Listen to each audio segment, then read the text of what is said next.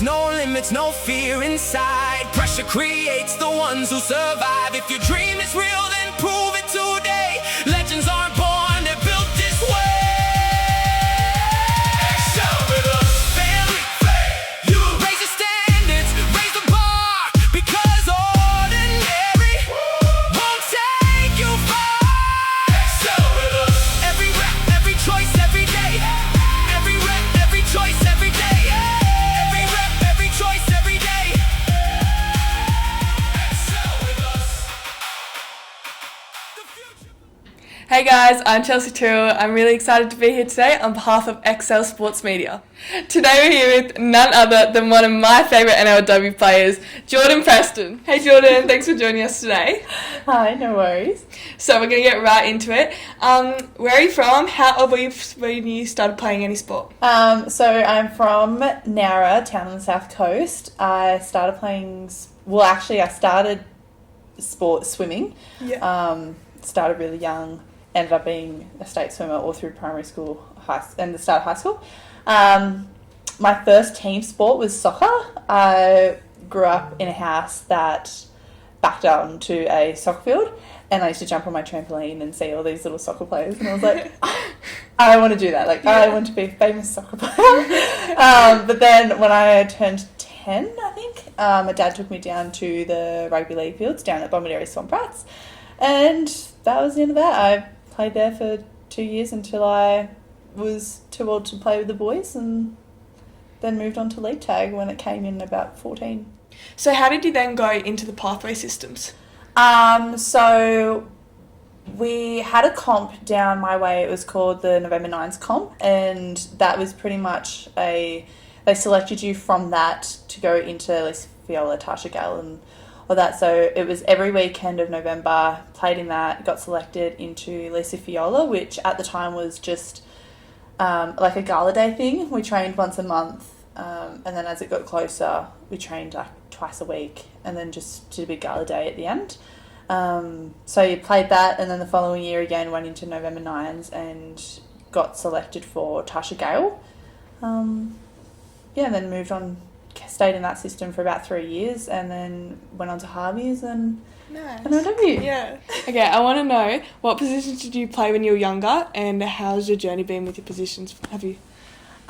So when I was younger, as a kid, at the Swampies, I pretty much just played anywhere. Like, I feel like when you're a kid, you play in the halves, fullback, front row, wing, whatever, wherever you want to be. You're a kid, you're just enjoying your footy. Yeah.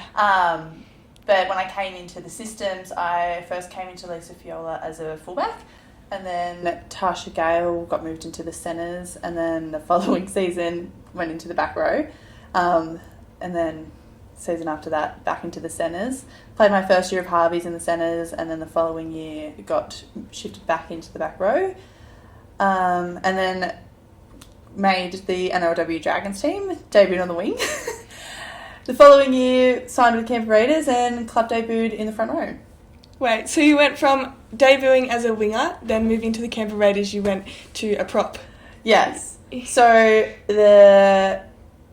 after the NRLW Dragon season, I didn't have a contract following that up, and then ended up signing with XL Sports. Long story short, a few weeks after signing there, he rang me up and he was like, I've got you a contract, it's with the Green Machine, you're signed as a prop. And I was like, are you shaking the mickey? Like, yeah. Okay. Okay, so let me get this right. You debuted as a winger for the Dragons, then moving to the Raiders, you debuted as a prop, but now you're in the back row. Talk me through that journey, how'd that? Okay, so when I debuted on the wing for the Dragons, I actually wasn't meant to go on the wing. I'm actually not sure where I was meant to go. It was either centre, back row, one of them. But then at half-time, the winger got ruled out with a HIA, so got thrown in there. And then the following season, when I signed with Canberra Raiders, I was signed as a prop. So debuted there. Then I sort of shifted into more of like a utility role rather than a prop role. One of our centres got injured I think she got injured in one of our games, so I went into the centres for that game. Then we ended up having an injury in the back row. It was season ending really. So I stayed there for that season, and that's where I am now. So growing up in Nowra, then going through the Dragons pathways, debuting for them, how did you then end up in Canberra? So at the end of the Dragon season, I didn't have a contract after that, and then that's when I reached out to XL Sports. After signing with them, he rang me up about 2 weeks later and told me that I was going Canberra Raiders, and I was going as a prop. And I was like, what the hell? Yeah. But I was like, okay, I trust you. There's girls going through this situation right now after Tarsha Gale not having a contract. How did that feel for you? So, I can touch on it a little bit deeper later, but after Tarsha Gale, I struggled a lot. I was really obsessed with having a contract, which really just ruined my game because I stopped enjoying it. But I learned a big lesson out of that. So I feel like I took the pressure off myself in being so obsessed with having a contract. And I was like, if it happens, it happens. If it doesn't, that's fine too. So I think just trusting the process is a big thing. Okay, so you said you wanted to touch on it a bit deeper a bit later. Do you mind if we go into that now? Sure. So in the area that I'm in with the Lisa Fiola and Tarsha Gale pathways, I see a lot of girls, they lose so much confidence and stuff when they don't get a contract because they're coming to the end of their Tarsha Gale season and Lisa Fiola, and they don't get a contract and they don't get dropped, and their mental health takes a big toll. How did you deal with all that? I will answer that because I do feel like it is a big issue in the younger, like Lisa Fiola, Tarsha Gale. I feel like it's a really common thing and feeling. For me, I'll take it back to the under-19 State of Origin. 2 days before the game, I was dropped and I just did not handle that well. I carried that on into my next Tarsha Gale season, played my worst season ever, and I just was so hung up on getting an NRLW contract. Like, I just felt like I had to prove a point and I needed this contract to prove something. So it just, in the end, turned me off my football, and to the point where I remember specifically it was after one of my games, I burst into tears crying, and my coach at the time, Alicia Hawke, she actually said something to me that has stuck with me through my whole career, and it was, once football becomes your everything is the moment that you lose everything. And I thought that was a really important fact that I've carried with me today. So after that, Tarsha, I was too old to play Tarsha Gale now. So normally it's Tarsha Gale straight into club football, straight into pre-season again. So I never really had that break, and this was probably the first time that I had a break from football. And I just realised that I am more than just my sport. It was probably the first time that I'd had a summer in years, and just learnt things about myself that I'd probably forgotten. Spent a lot of time with my family, went to the beach, found that I really enjoy reading, so just stuff like that. And then I actually wanted to quit football. I was actually tossing up whether I wanted to go back or not, and decided that I was going to give Harvey Norman one more crack, but just have the mind focus that play because you enjoy football and because you like it, and not because you're trying to get a contract. So did that. My coach Scissors, he was really, really awesome. He brought me a lot of confidence and probably seen something in me that I didn't see myself at the time. But yeah, just that season I really, really enjoyed my footy and ended up getting Player of the Year and ended up getting brought into NRLW. And I think just taking the pressure off yourself and not having the mindset that having a contract or football defines you. Like, you're more than just your sport. I think that will help a lot of young athletes. Going a bit more into XL sports and stuff, one thing Judd said to me that really stood out was to avoid disappointment, you need to earn your spot. I'm not going to go too much into that, but how is your process signing with XL Sports? So after my Dragon season, I didn't have a contract, and I reached out to John, and I was warned by one of my friends that will also sign there. She said he's going to be very brutally direct in give you some hard truths, and I was like, that's exactly what I needed. So reached out to him, and he definitely lived up to that expectation. We had a 3-hour long FaceTime chat of just pure brutally hard truths, which was great. I respected it. It's what I wanted, and I got that. So was happy with that. After that, he said, if you're going to come on board, I don't want to hear from you for 48 hours. I want you to go back to your family, talk to them, see what they think about it, and then come back to me. And that's something that really stood out to me, because during our FaceTime chat, we spoke about the Excel Sports core values, which is family, faith, and you. And yeah, it really stuck out to me. So had a conversation with my family, spoke about what we spoke about, and they were really on board. They thought it was a really good decision. So reached out to John again, met up with him to sign the contract, where we had another 3-hour conversation of just going over it. Didn't miss a beat, went over everything. Again, gave me some hard truths. Then a week later, I got a phone call from him when he rang me and said that you're going to Canberra, playing in the front row. First thing I was like, oh, what the hell? I was like, okay. So sat with that for a bit, and then rang him back, and I was like, oh, like, are you sure? Like, do you think I need one more year in Harvey's before I make this jump? And he said, I wouldn't put you in a position that I didn't think you weren't ready for. And I think I just had to learn to back that and trust that he had a plan. Then I met with both.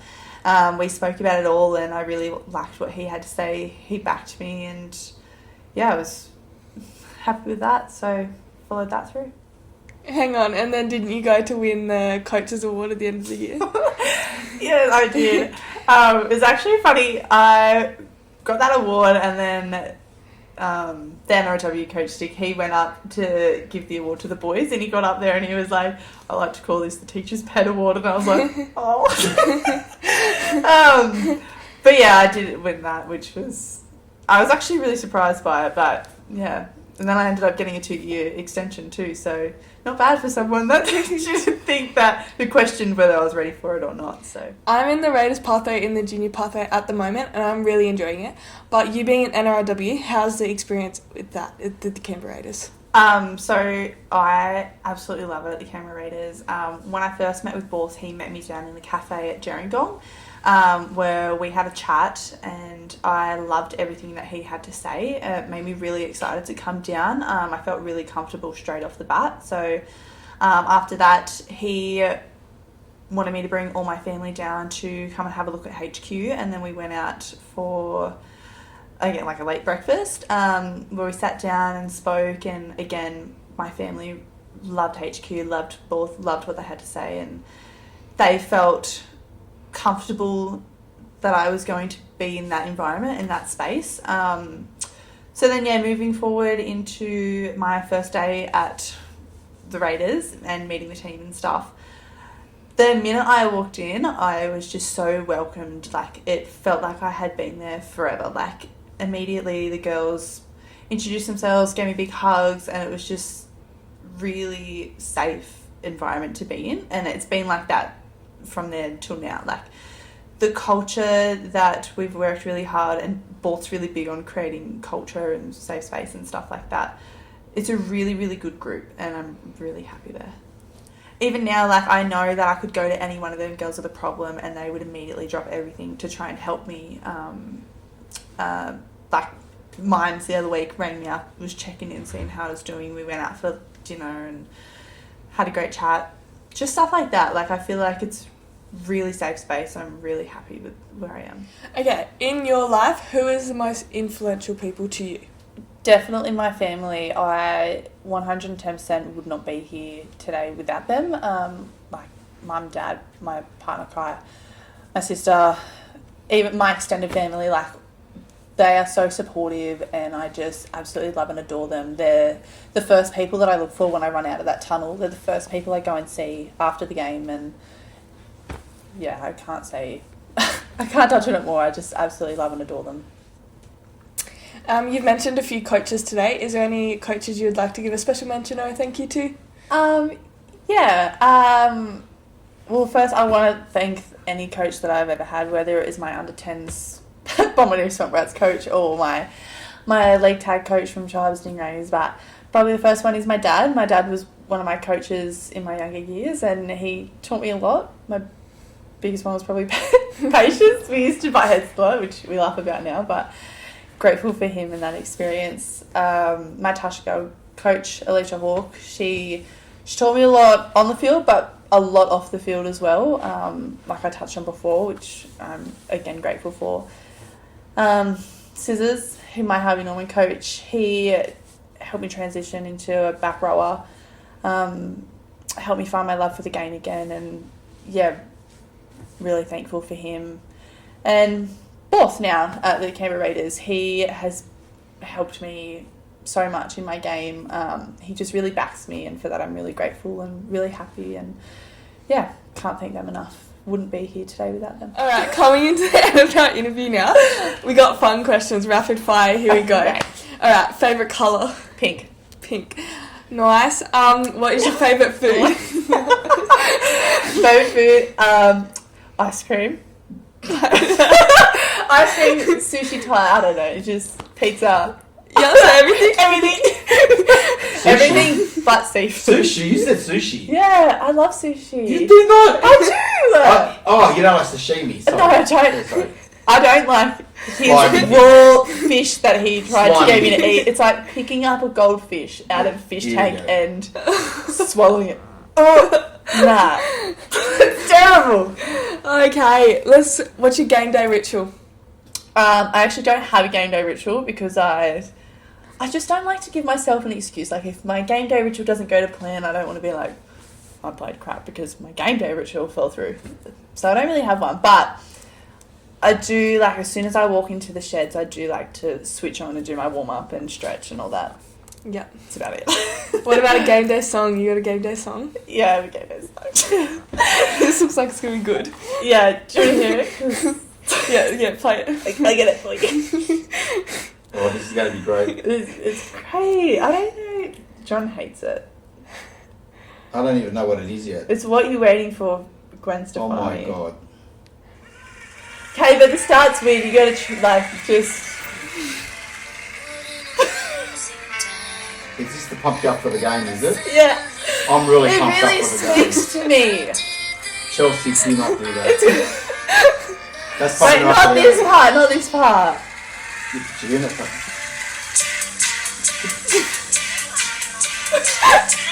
you feel it, guys? Do you feel Oh the my vibe? god. I Do you love feel the No. vibe? It works for her. It works for me. It really locks me in. Like, I feel like I relate to it. The way you were playing, I'm happy for you to listen to that all day and night. You're playing really well, the line runner. What you waiting for? I love it.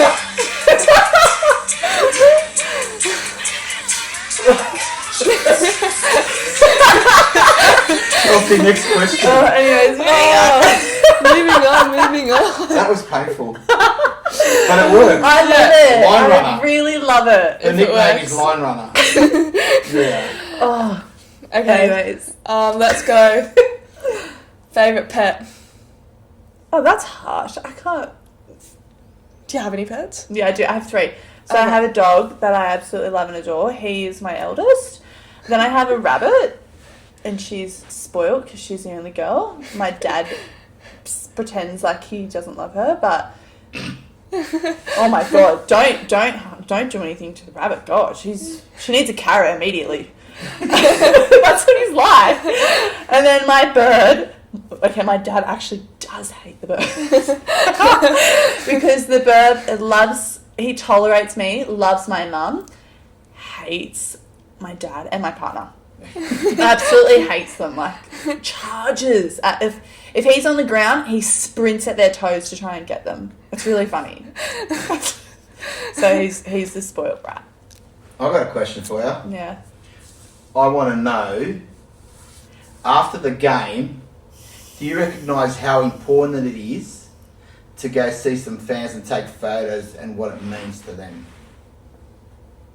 Oh, I thought this was a fun question. It is. This just threw me back into like seriousness. Wait, so what was Because I see the young girls that are so excited because they want to be a Jordyn Preston. Okay, And so I think that's really important, and I love the way the players engage with fans. it's a massive thing to me. It's really, really important, but it just blows my mind that when I'm walking along this side, like, the first thing I do is I want to go and see my family. Like, they're the first people that I look for. And then after I finish seeing them, and there's, like, these young girls coming up to me and they want my photo and they want my signature, it blows my mind because I used to be that young girl. And I remember, like, going to watch, like, Kezzy Apps and stuff like that. And I was just... it was like, oh my God, they are so cool. But you recognise that they feel that I want to be a Jordyn Preston when I grow up, or a Kezzy Apps, you know what I mean? To me, like, that's just crazy. Like, I can't believe these young girls look up to me now. I'm like, that is just mind blown. And, like, it is something that I think about when I'm on the field. Like, I want to inspire these young girls. So it's really important to me. It's a big thing for me. So I think we're going to wrap this up, and I think the last thing we're going to talk about, Chelsea, I believe, would be on my blogs. As you know, Chelsea, I've got final words by John Fidel on my blogs every week. Yeah. So I want to bring a segment in, final words by Jordyn Preston. Final words is, don't lose sight of who you are. Yes, we play football, but it doesn't define who you are. So, you know, we talk about family, faith in you. Like, don't lose that. Like, remember who you are outside of football. You're more than just your sport. Love this chat. Thanks for... Thanks. No limits, no fear inside. Pressure creates the ones who survive. If you dream